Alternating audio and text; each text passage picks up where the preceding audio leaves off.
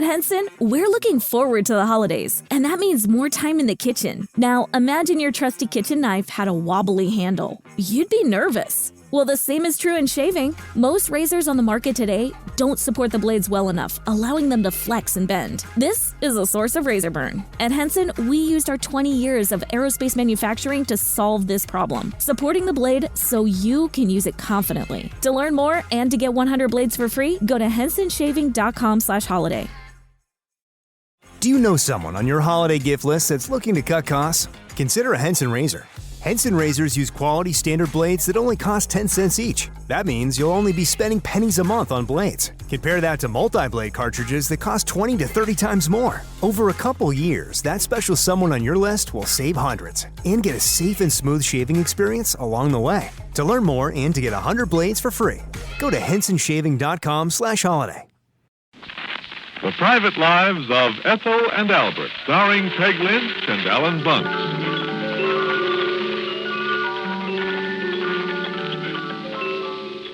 In large family problems, you probably differ a great deal from your friends and neighbors. But in the small family problems, we're all pretty much alike. And it's these small incidents, so familiar to everyone, that make up the private lives of Ethel and Albert. Before we join Ethel and Albert, let me ask you a question or two. Who's your congressman? Do you know? Do you know his voting record on different issues? Do his opinions agree with yours? I'm not trying to pry into your political beliefs. They're yours to keep private. After all, you're an American, and this is a free country.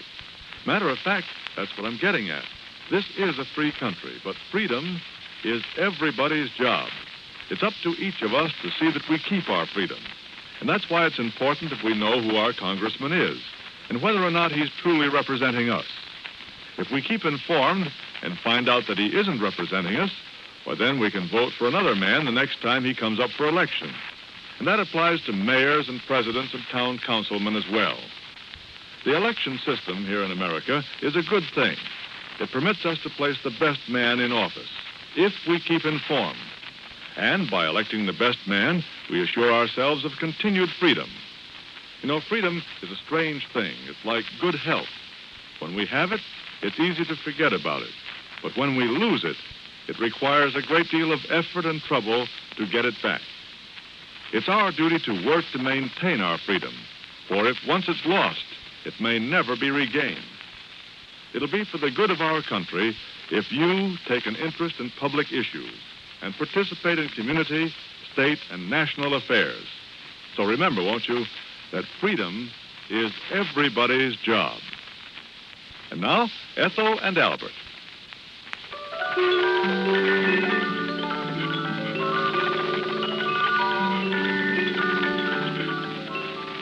It's about 7 o'clock in the evening in Sandy Harbor. Albert, an hour late for dinner, is just coming up on the front porch, loaded down with packages. Ethel, let me in. No, what now? Just a minute, I'm coming. Let me in. I'm coming. Stop kicking the door. Honestly, don't kick the door. Oh, My word. Look out. Oh, boy. Sake. Oh, golly. What in the world is all that? Christmas presents. Christmas presents? From whom? From us. Oh, boy, my arms are paralyzed. You should see this. I have never in my life seen such a crowd of people. Except once, maybe. Yeah, once. A homecoming football game between Minnesota and Michigan. Thousands of people. There were just that many in Sandy Harbor department store tonight. I'm telling you, they were all there. What were you doing in the department store? What was I doing? What does it look like? I was shopping. Oh, here, hang up my coat, will you? I'm telling you, I'm not kidding. My arms are absolutely numb. You're aware, of course, that it's nearly 7 o'clock. Oh, golly, is it really? Well, that's not bad. I got a lot done in an hour then. Almost 2 hours, I guess. I left the office a little after 5. Do you have any explanation for not calling me and saying you were going to be late? Dinner has been waiting an hour. Look, honey, honest, I didn't intend to be late. See, that's why I left the office at 5. Oh, golly. Well, let me get my shoes off. My feet are killing me, I'm telling you. Now, dinner's waited this long. I guess it can wait just a little longer until I find out what you've been doing. Christmas shopping. Well, I'm sorry, honey, but you know what I've been doing. But I don't know why and who for. Well, I've already bought for some of your cousins, and if you've gone down and bought listen, a whole dear, lot I haven't bought for any cousin, not a single cousin. I've been shopping for the office. For the what? For people in the office. Harry and Jack and Miss Whitaker and Miss Kimball and Mabel and the two stenographers and Joey and Jenkins. How does it happen Miss Whitaker didn't do the shopping? Miss Whitaker's got a cold. I didn't want her to catch any more of a cold. We're too busy at the office right now. It's just practical. I don't like to be the complaining type, but it certainly would be nice if men were as considerate of their wives as they are of their secretaries. Oh, whoa, nonsense. I haven't been able to get a word out of you about Christmas shopping. You've just been bored to pieces, apparently, with the thought of it. What? So I just sort of gave up and decided that, as usual, I'd have to do the whole thing myself. Now, Right, honey, you listen I now. find that in due respect to Miss Whitaker's head cold, you've been out shopping, and not even for friends and relatives, for the office staff. Well, honey, we always have a Christmas party at the office. You know that. As manager, I have to give more presents of some kind. Well, I know, dear. All right. Now come on over here and give me a kiss. I'm tired of being bawled out. No, you don't deserve a kiss, you know. No, I know. I was kind of looking around for your Christmas present today, and, well, I don't know, but if I were a smart girl, I think I'd be just an eensy-weensy bit nicer to me. Oh, did you buy me something? Well, I'm not telling. You did. Maybe not. Something I like, huh? Is it I something am not asked talking. for? My lips are sealed. Is it something to wear? Now, Tell look, me that. Is it Commissioner, some- there's no sense putting me through the third degree. See, I ain't talking. See? You silly. Now, run along and get me some dinner. All right, Go on. you wash up and I'll put things on the table, All right, darling. okay, I'll be right down.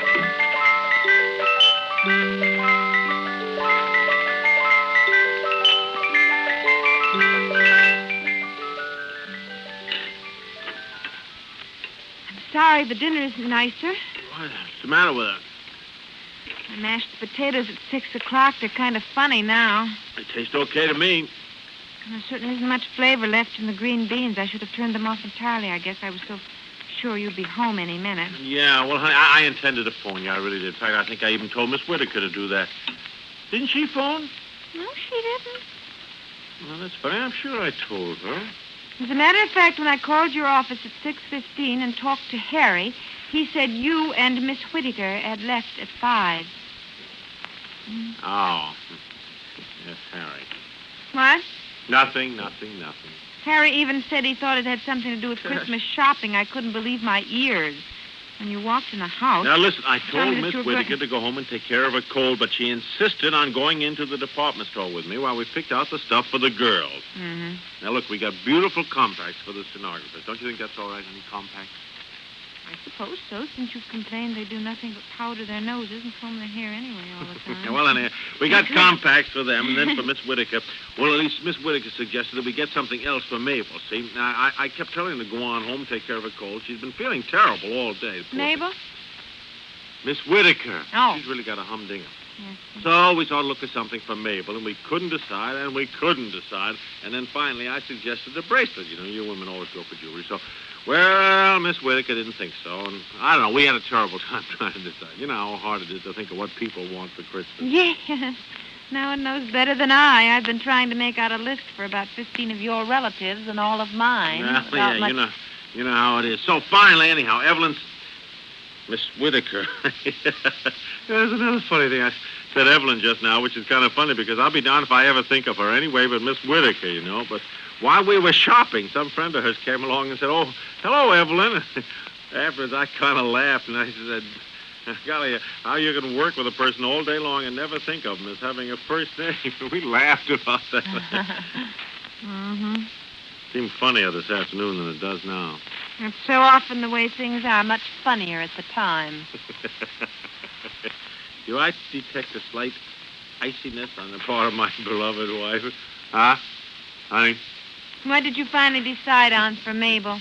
Honey, we got a very nice manicure set. Miss Whitaker suggested that because Mabel loves to wear all sorts of bright and exotic nail polish. Mm-hmm. So, then I made Miss Whitaker go home, and I went on around shopping for the stuff for the men at the office. She was only with me about half an hour. I've been struggling in that store alone for about an hour and a half. Does the company pay for these gifts? The company should say not. I pay for them.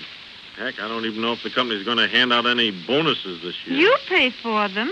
Certainly I pay for them. What'd you think? I thought the company, naturally. How much did you spend? No, not very much. The gifts weren't anything special.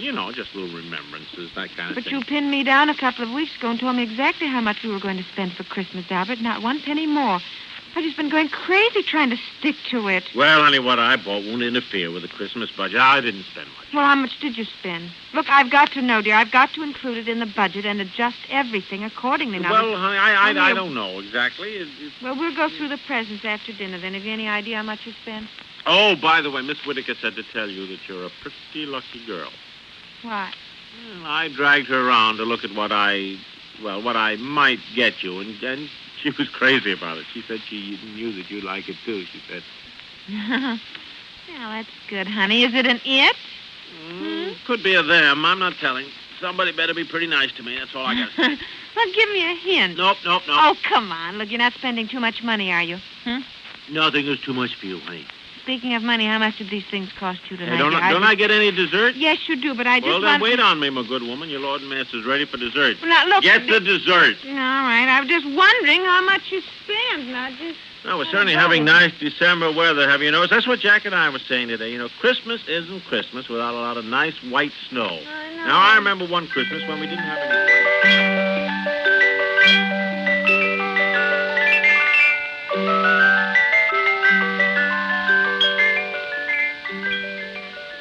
Ethel, no, please, honey. Will you just leave things alone? Albert, I'm very appreciative that you helped me do the dishes, and it's very sweet of you to want me to rush off to a movie, but with all your chattering nonsense, for the past half hour, it hasn't stopped me from wanting to know exactly how much you paid for these Christmas presents. Not much. How much? To be quite truthful with you, I haven't any idea. What do you mean you don't have any idea? I mean, I don't have any idea. What else does it mean?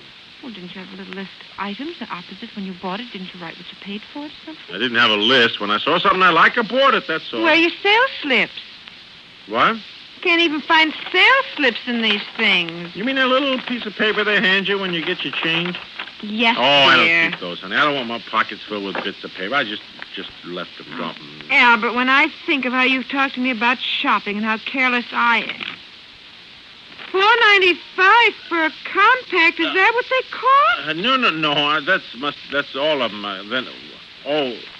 Here's the manicure set I got for Mabel. Albert Arbuckle, the little price tag of $4.95 is on this compact, and your sales slip inside this package, $19.80. Well, How many compacts did... Four. $4.95 a piece? well, honey, isn't that what compacts cost? You certainly didn't need to spend that much. What? I'm just flabbergasted, and that's just for the stenographers. And here's $3.96 tax on all that, too. What did the manicure set cost and all the things for the men? Oh, very cheap, very cheap. Where's the manicure set? Well, it was marked down, honey. It really... Here's the price tag, $6.98. Well, honey, it was marked down. It was not marked down. No, I guess it wasn't. What did you get for the men? Well, honey, that's just a bunch of knickknacks. I mean, Miss Whittaker was with me when I bought these things, and I couldn't let her think that I was a cheapskate about it. I see. But the stuff I got the fellas, well, it's... Here's a sales slip for something, $10.50. $10.50? What would that be for? I don't know. I didn't pay $10.50. that for anything. I know that it probably isn't even my sales slip, even. The girl probably got it mixed up with somebody. There's an awful big crowd, honey. And, well, it could I'll happen. bet you have spent nearly $50 just for people at the office. Oh, honey, nonsense. You're the one who was so fussy about not spending much this year. Now, you not only ruin the Christmas budget, but you refuse to go shopping with me, and yet you go with Miss Whittaker. You don't seem to have anything. It's true, Albert, and I must say that unless somebody I know is just a little bit more loving and not so mean and cruel to me, hardly any point in even getting her a beautiful, beautiful Christmas present that I know of. Christmas present or not, I'm going to have my say, Albert. You'll be sorry. I got enough. Albert, I get so provoked with you, honey. Something that you have wanted for a long time, honey, and I will admit I have been pretty extravagant, honey, pretty extravagant. You always do this at Christmas time. Oh, all right, I give in. It's your money. I guess if you want to spend it. Boy. Okay, let's go to a movie, huh? Yeah, well, I'll have to call it. Will I like it? Yeah, I think it's a good one. It has Spencer Tracy. My Christmas present. Oh, your oh, no, not me. I'm not telling her. Is there something to wear? Dear, I am not telling. Now, just stop asking, honey. You will find out Well, on look, Christmas is it morning. something that I have... Christmas shopping is something a man should never mess around with. Tell your man to stay home tonight and listen to the swell lineup of shows broadcast over most ABC stations and keep him out of trouble. Start off with your evening with thrills and adventure following the trail of the famous Lone Ranger. Then in the course of the evening, hear such action-packed shows as the baffling Fat Man Mystery, Murder Served the exciting Dashiell Hammett Way, This Is Your FBI, with its authentic crime cases, the only official FBI network program, and don't forget the psychological mysteries taking place in the West of today on The Sheriff Show.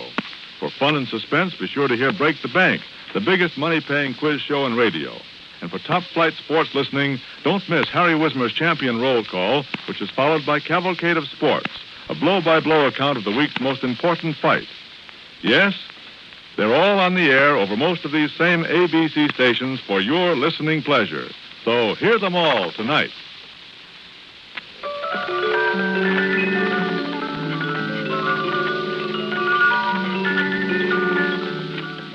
The Private Lives of Ethel and Albert come to you each weekday at this time. The show is written by Peg Lynch, who plays the part of Ethel. Albert is played by Alan Bunce. The program is produced by Bob Cotton. This is ABC, the American Broadcasting Company. It is Ryan here, and I have a question for you. What do you do when you win?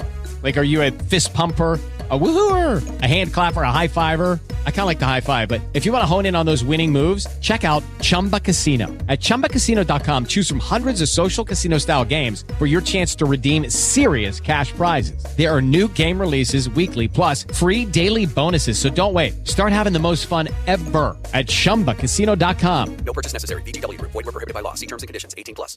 With Lucky Land Slots, you can get lucky just about anywhere. Dearly beloved, we are gathered here today to... Has anyone seen the bride and groom? Sorry, we're here. We were getting lucky in the limo and we lost track of time. No, Lucky Land Casino, with cash prizes that add up quicker than a guest registry. In that case, I pronounce you lucky. Play for free at LuckyLandSlots.com. Daily bonuses are waiting. No purchase necessary. Void where prohibited by law. 18+. Terms and conditions apply. See website for details.